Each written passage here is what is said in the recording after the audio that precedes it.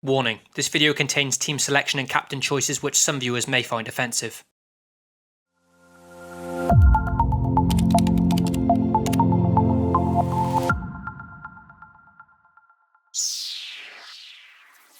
Before starting today's video, don't forget you can still enter your team into the FPL TV mini league. All you have to do is navigate to private leagues and use the code shown on screen or in the description to join. And don't worry, even if you join late, your scores from the previous game weeks will carry over. So prior to discussing my team lineup for game week 3, let's quickly take a look back at how my team fared in game week 2. Man City's Ederson yet again proved his worth, producing a rare assist for a goalkeeper. We're only 2 game weeks in, but at the moment he's looking like the outstanding premium goalkeeper option. In defence, Ben Mendy returned 8 points in that 6-1 win, racking up yet another 2 assists, taking his total to 4 already. Van Dijk made it 2 clean sheets in 2, and Chelsea's Antonio Rudiger brought home a disappointing 1 point. In midfield, new signing Richarlison hit the ground running for me. The Brazilian is now valued at 6.8 million, so my early transfer of Jota to Richarlison at 6.5 definitely paid off.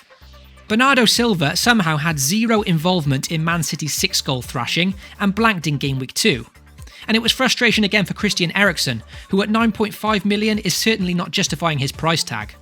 For Tottenham, teammate Kieran Trippier seems to be in charge of set pieces now, further decreasing Eriksen's appeal. Playing Will Hughes over Mitrovic paid off though, with the budget £5 million man returning a goal and 8 points for his efforts. Captain Mo Salah produced the goods once again. He scored a respectable 9 points away to Palace, in a game where he could have easily had more. Up front, Arnautovic opened up his account, notably from the penalty spot, and Roberto Firmino returned a disappointing 2 points. Firmino is by no means playing badly, but from an FPL perspective, he's simply not getting in enough positions to score goals. After 2 game weeks, he's already a whopping 19 points behind teammate Sadio Mane. So for game week 2, a slightly above average score of 69. Once again, it's a respectable score, but the biggest moment of the game week, of course, was Aguero scoring 20 points.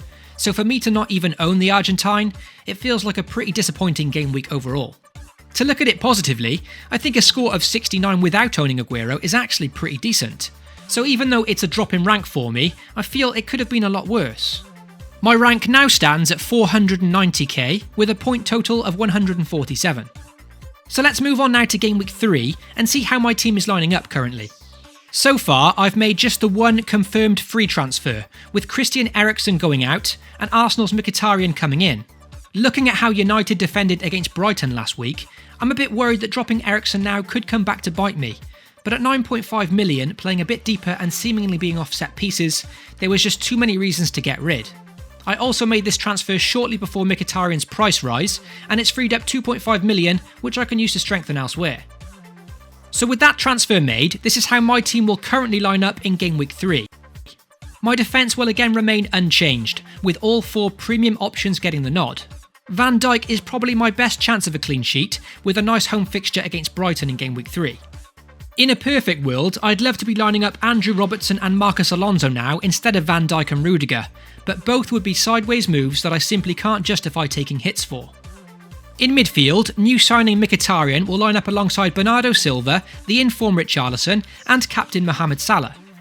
Bernardo Silva is probably the player I'm feeling least optimistic about, seeing him play more of a wing-back role in game week 2, but he still played well, Wolves is a decent fixture, and Pep could once again change the system, so fingers crossed with him.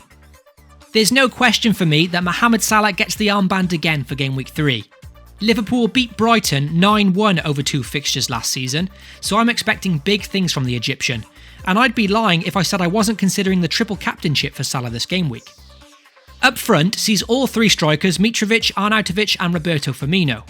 Despite Firmino's frustrations so far, I simply can't justify transferring him out before a home game against Brighton.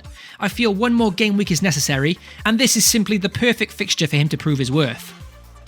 As for the bench, Will Hughes will likely miss out for his home game against Palace. He did score in game week 2, but I'm not sure I can play him over Arnie or Mitrovic this game week, and it's a decision I'm still mulling over. So this is how my team is currently looking for game week 3. The biggest worry for me and my team is not owning an out-and-out premium striker, such as Aubameyang or Aguero, 2 players that will probably score this week. The decision I still have to make now is on whether to bring in Aguero or not for game week 3. Because I already own 3 City players, the only way I can get Aguero is by taking a -8 hit. So here's how I would hypothetically fund the move.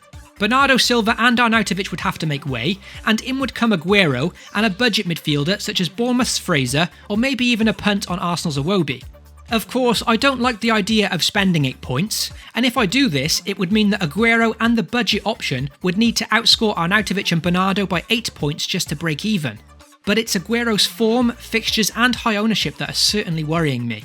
Let me know what you think in the comments below, and I'll be posting my final team over on Twitter on Saturday morning. Best of luck to everyone watching for Game Week 3, and don't forget to like and subscribe if you haven't already. I'll see you all next week, most likely with a terrible score and a big red arrow. Bye for now, and FPL responsibly.